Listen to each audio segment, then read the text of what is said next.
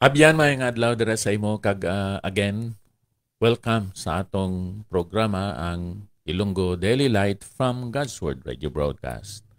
Nagalin pa diri sa Bay City Fellowship Baptist Church, Bay City, Negros Oriental. Ako si Pastor Ipaprasakar nga sakaron pastor sa Bay City FBC kag dira man sa Dumaguete ang Dumaguete City Cornerstone Baptist Church nga ang pagtililipon agud sa pagtuon sa pulong sa Dios ginahimo sa Ilina 2 Manhattan Suites Inn, Kalindagan, Dumaguete City, Negros Oriental. Ang pagtililipon agud sa pagtuon sang pulong sang aton Ginoo kag ang pagsimba sa iya nagasugod alas 3 tubtob alas 5 kada hapon sang Domingo. Karon sa aton nga pagpamalandong sa sining bahin sa Balaan Kasulatan sa Mateo Kapitulo 2, versikulo 1, tubtob sa 5, aton tun-an ang nanungod sa mga tao nga familiar sa Balaan Kasulatan pero may failure sa pagsugata kag sa pagkakita sa bata nga si Ginoong Hesus. Karon sang natawo si Jesus sa Bethlehem sang Judea sa mga adlaw ni Herodes nga hari. Yari karon nag-abot sa Jerusalem ang mga mago gikan sa sidlangan nga nagasiling diin bala ang natawo nga hari sa mga Hudiyo.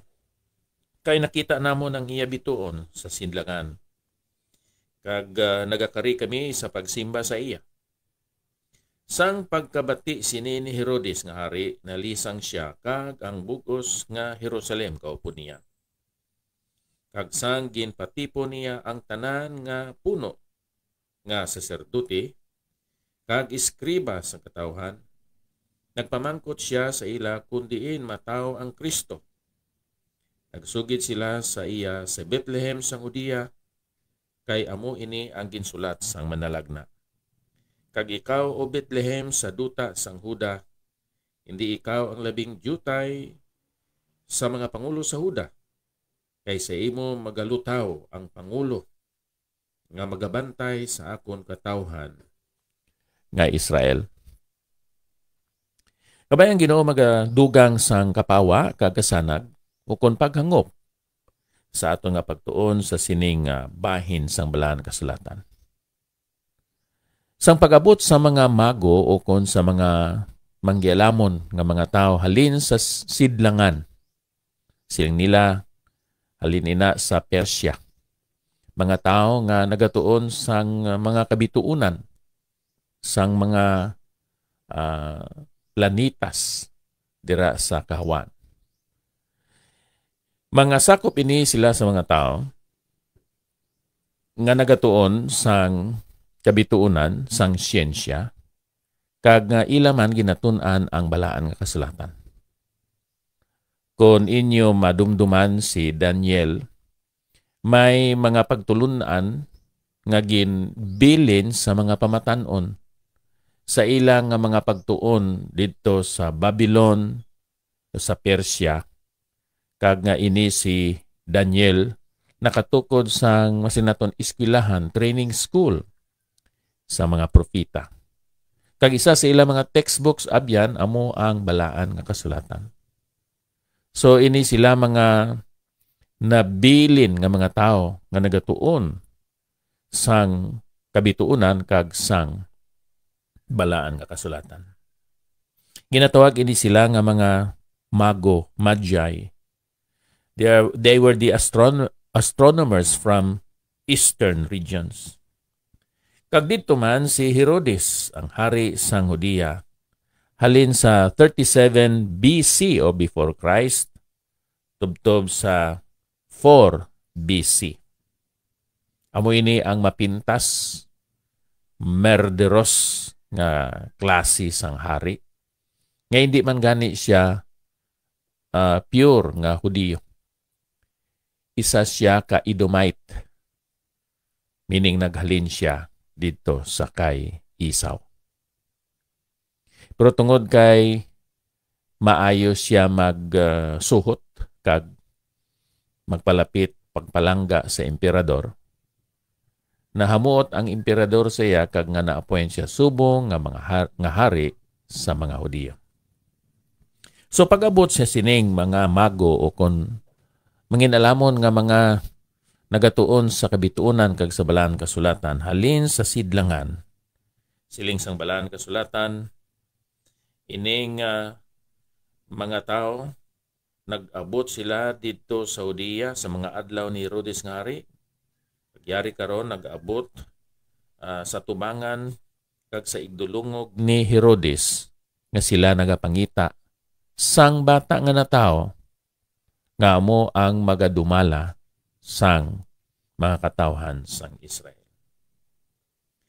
Sang nakita ni Herodes ini kag sa iya nabatian ini siling sang balaan kasulatan nalisang siya kag ang bugos nga Jerusalem kaupod niya.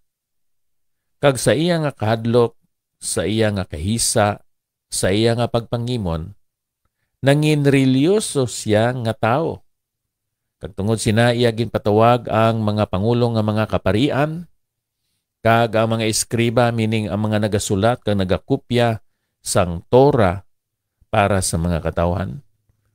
Kag ginpamangkot sila kun sa diin mataw atong bata nga ginkilala nga hari sang mga Hudiyo kon sang Israel.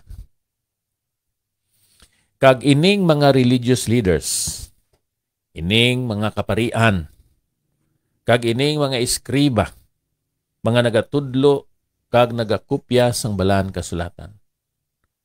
Sila familiar sang propesiya.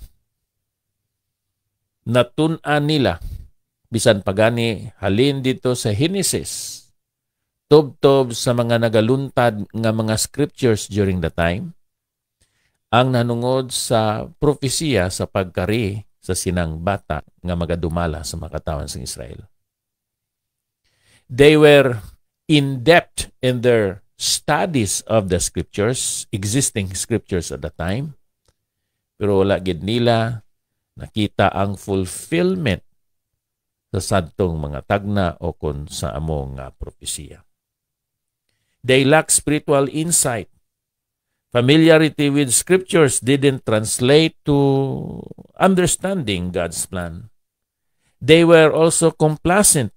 Ang mga religious leaders may intellectual knowledge apang wala yadto nagtulod sa ila sa pagdugang pagid sa pagpangita sang sabat sa ila curiosity. Sa bahin naman ni Herodes, bulag siya sang gahom kag sang iyang otoridad. Ang iya self-interest amo ang nagbalabag sa iya pagkilala, paghangop, kag pagpakig-angot sa sining bata nga amo ang matudtuod nga hari sa mga Hudiyo. Ang leksyon nga aton makuha diri abyan amo ni nga ini balang aton ihibalo sa pulong sang Ginoo nga wala sing application, wala ini sang pulos. Hindi bala nga si Santiago nagsulat sa iya nga sulat sa mga Kristohanon during the time, Santiago Kapitulo 1, versikulo 22 tubtob sa 25. Apang manugtuman kamo sang pulong kag hindi manog palamati lamang nga nagadaya sang inyo kaugalingon. Kay kon ang bisan sino manog pamati sang pulong kag hindi manugtuman, kaangay siya sa tao nga nagatan-aw sang iya kaugalingon nga naong sa salaming. Kay ginatan-aw niya ang iya kaugalingon kag naghalin kag sa gilayon nalimot kung ano nga bagay sang tao siya. Apang ang nagatulok sa himpit nga kasuguan, ang kasuguan sang kahilwayan, kag nagapadayon nga hindi malimuton nga manog pamati kundi manog tuman nga nagabuhat, ining tao manginbulahan sa iya binuhatan.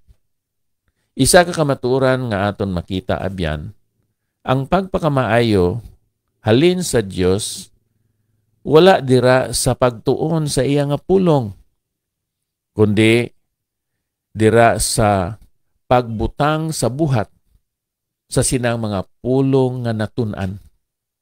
It's not in the reading of the scriptures or the Bible, but it's in the application, implementation, and obedience to the scriptures that brings blessings to that person. So madamo sa mga tao nga nagasulod sa simbahan kada Domingo. Siguro ginabutang sa ilok dira, sa ila armpit ang madamol nga Biblia. Ila nabatian kag nagakadlaw sa humorous kayo nga illustration sang pastor o kun manugwali. Kag siguro nagahibi man kung masubo ang minsay. Pero sa tapos nga makagwa, nalimta na ang nabatian nga minsay kag nabasahan nga bersikulo dira sa balaan kasulatan.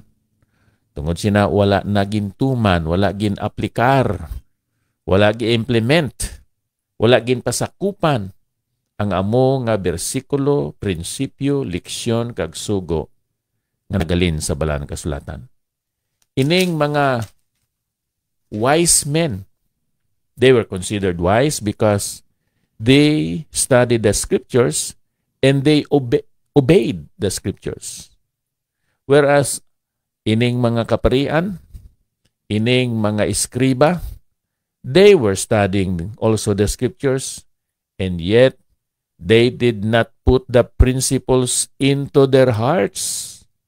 They knew the lessons in their heads, but they rejected the values to put them into their hearts and live it out sa ilang mga kabuhi.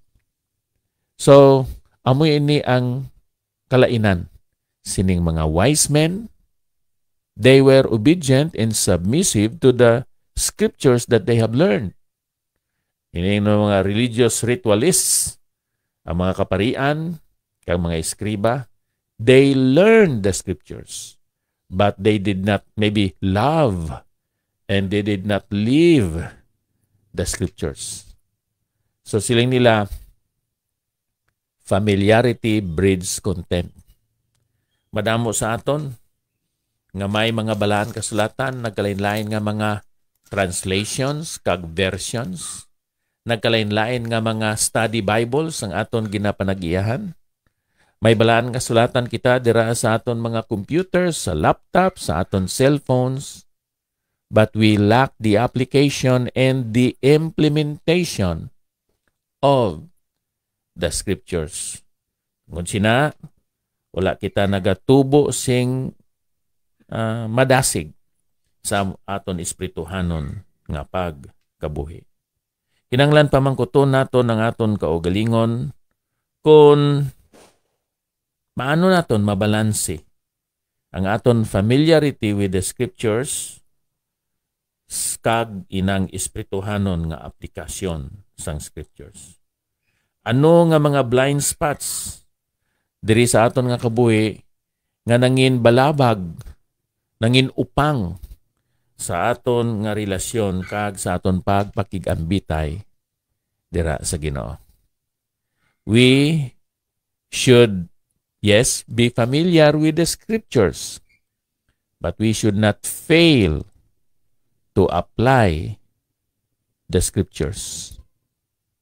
By doing so, ang matabo that we will see, we will understand, we will perceive sa sining mga kamatuoran kag mangin malambuon ang aton nga pagtubo gud nga kita mangin hamtong mature nga mga Kristohanan. Dios nga balaan, madamong gid nga salamat sa imo balaan kasulatan. Ikaw ang magapakamaayo sang amon nga pagtuon, pag-usisa, pag-research sa mga bersikulo o kung sa mga mabudlay nga mga passages diri sa balaan kasulatan. Kag permi kami o Dios padumdumon nimo nga hinanglan namon tumanon ang amo na hangpan nga mga kamatuoran kag kasuguan nga ari diri sa balaan kasulatan. Ilikaw kami, O Diyos, sa pagkahulog sa pagpakasala, pinaagi sa pagpadumdum pirmi sa amon nga wala sang mangin successful nga makasasala sa imatubangan. Kag sa tubangan man sa mga katawan sa ngalan ni Ginoong Hesus. Kabay pa. Abyan, madamo gid nga salamat sa imo nga pagsunod sa sining aton programa. Kag nairil, salamat sa imo nga pag-replay sini dira sa inyong istasyonan sang radyo. May God bless us all. Thank you. No greater love is known. No greater love is shown.